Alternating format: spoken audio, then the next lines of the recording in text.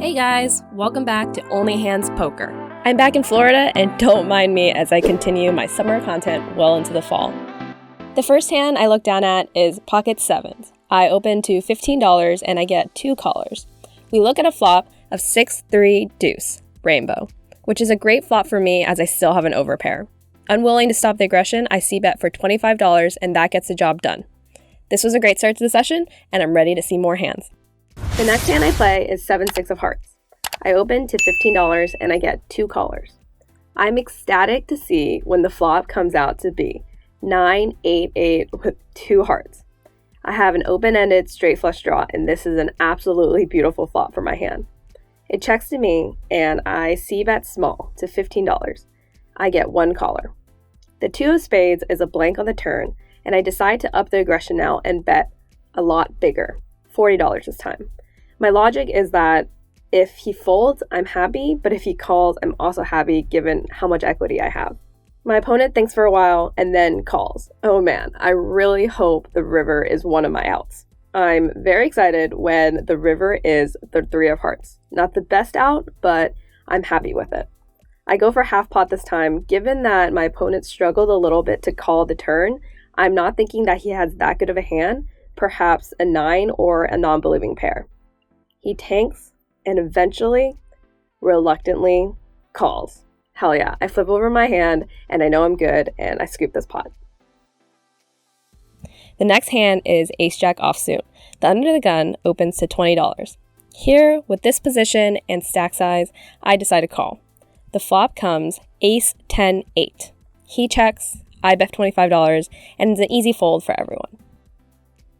Alright, it's time to introduce you to Mr. Friendly, the guy on my right who has a thick New Zealander accent and, as the name suggests, is very friendly. It seems that we enjoy each other's company and there's been a lot of back and forth. We had just faced off in the last hand, and in the following hands after, we do get involved a lot with each other. In this next one, I have ace-jack offsuit again, and this time I'm on the button. The cutoff opens to $20, and I call with the same logic as I did in the previous hand. However, this time is a little bit different. The big blind 3 bets to $60, and then I hear Mr. Friendly say, I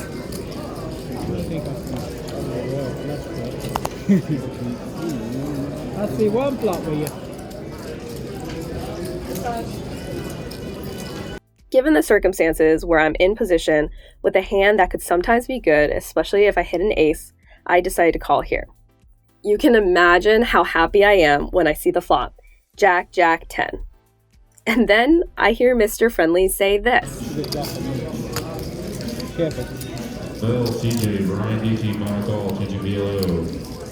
In the moment, I don't hear him very well. This was really after I played this clip in editing, but I was seeing money signs in my eyes as the big blind c-bets for $100.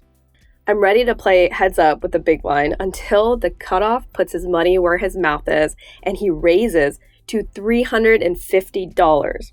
There's a lot going on in my head at this point, and I'm not sure exactly what to do. Between calling and re-raising, both were options and neither of them really made a difference. The big blind only had about $250 left, so the cutoff was really trying to isolate him. But I don't think he could have possibly guessed that this was a hand that I would be involved in as well and have such a premium in.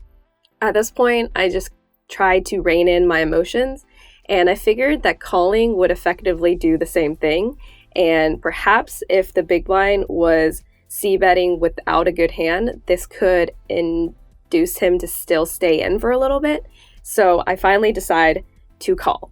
However, there was no way to disguise the strength of my hand, as when I call, Mr. Friendly immediately realizes that he is trapped. Wow.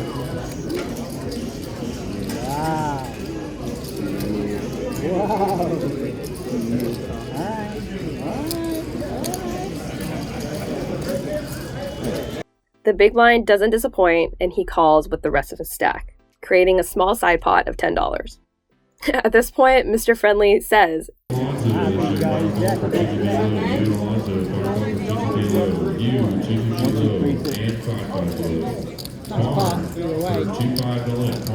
So there's nothing else to say, and I'm just praying to avoid one of the three outs that I assume Mr. Friendly has if he had King Jack or Queen Jack. The turn is a blank, and Mr. Friendly puts me all in for the remaining $380. I snap call. King Jack.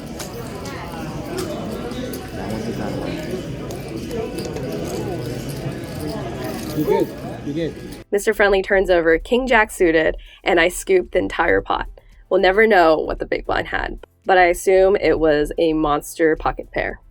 My heart is thumping as the chips splayed out in front of me get a little bit out of control, and I start bringing it all back in. But at this point, I look at the hand that the dealer just gave me, and it is pocket jacks. And you had to give me a good hand, too. I know I have to play this hand, so I open to $15. I get two callers. The flop is semi-bad. It is a low board with all hearts. When it checks to me, I decide to c-bet for $30. Unfortunately, with the kerfuffle of all the chips in front of me, I'm not really paying attention to the action and didn't realize that someone then check-raised me. I thought I won the pot, and I thought everyone folded, so I started bringing my chips back in before I'm told that someone had check raised. I'm glad that I sort of accidentally put myself in a position where it was a really easy fold at that point, and I knew I was definitely behind. Yeah, he gave me this after that, so, you know, I have to play. Oh, I thought he folded. No, he raised. That's it. Oh, yeah, I fold. It's fine. The next hand I play is pocket tens. Mr. Friendly, who's in the button, opens to $15. I'm in the small blind, and I 3-bet to $55. They get killed again. I gave you a good card, didn't I? What you got, kings? We're going for it again, and we see a flop of Queen 8-5 with two spades. This isn't a great flop for me, so I check. Then Mr. Friendly kind of does this Hollywood thing, and he quickly checks back. So I think he probably has a really good hand. The queen probably hit him. And when the turn is a third spade, I know I'm not putting any more money in this pot. I check, and this time, Mr. Friendly overbets the pot, 75 to 45. It's a very good Hollywood. That's a very good Hollywood.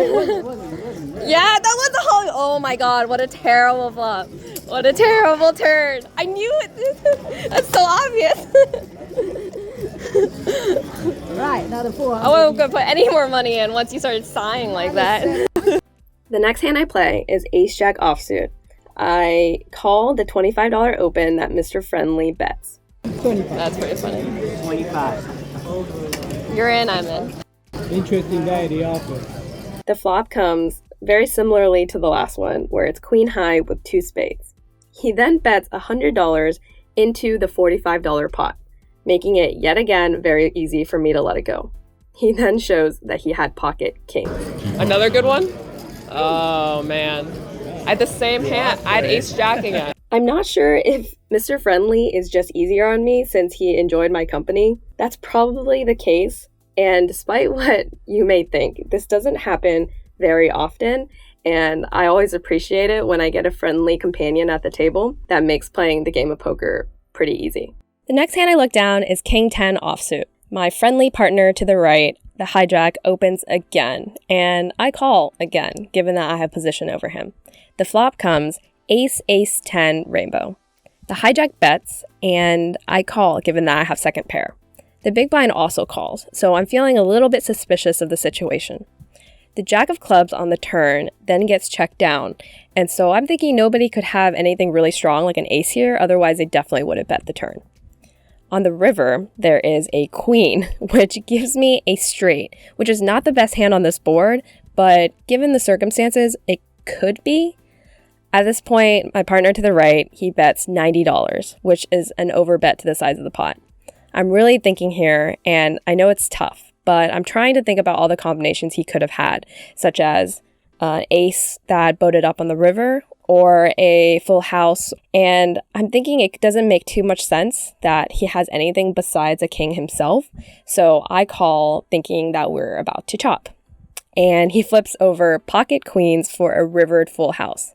He had me the whole way, and that river was really good for him, as I couldn't really put him on any hand that beat me, and only hands that would chop with me. I made a mistake here. I could have definitely let this one go, but this time I paid it off. Shortly after, I look at ace-king offsuit, and I open to $15. The middle position calls, and big blind, my friendly partner to the right, of course, he calls as well. The flop comes ace-10-5 with 2 spades. Given that there's 2 others, I c-bet a little bit larger for $30. The middle position lets it go quickly, and then the big blind goes into the tank.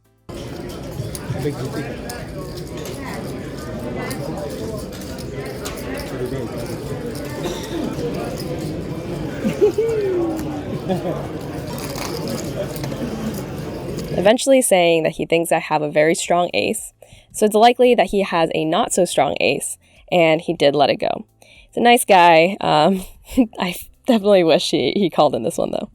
The next hand I look at is pocket jacks. The hijack opens, and it's time for me to bump it up, especially when I see that the cutoff calls.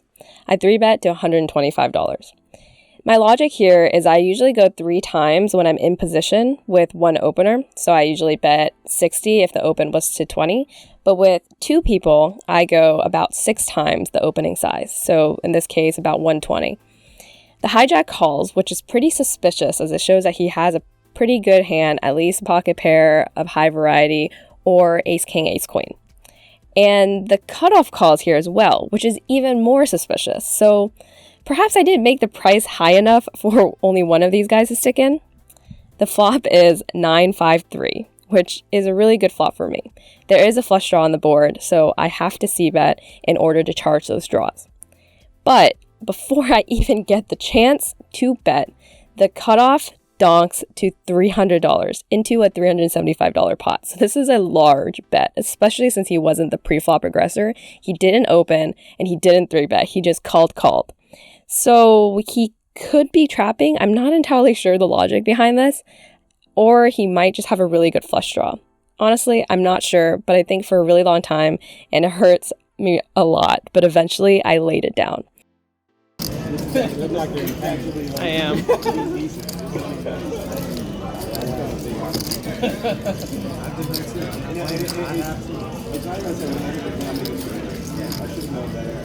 If it's a bluff, it's a really good size, so good for you. I'm not good enough. Show me. I'll tell you what I had if you show What's me. the queens you had?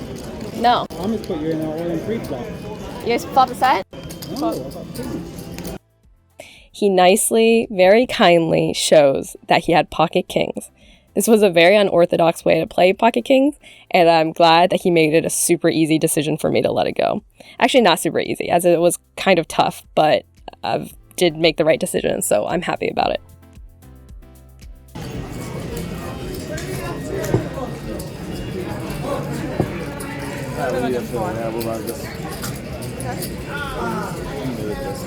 Oh, you're gonna have.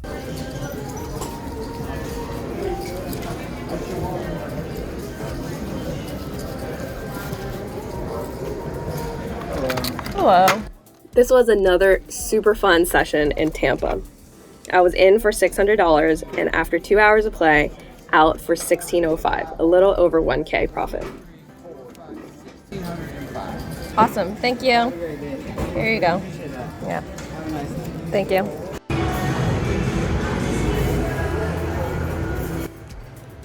After dinner, I then decided to sit out the rest of the mega high hand, as it was something I don't see very often in places other than Florida.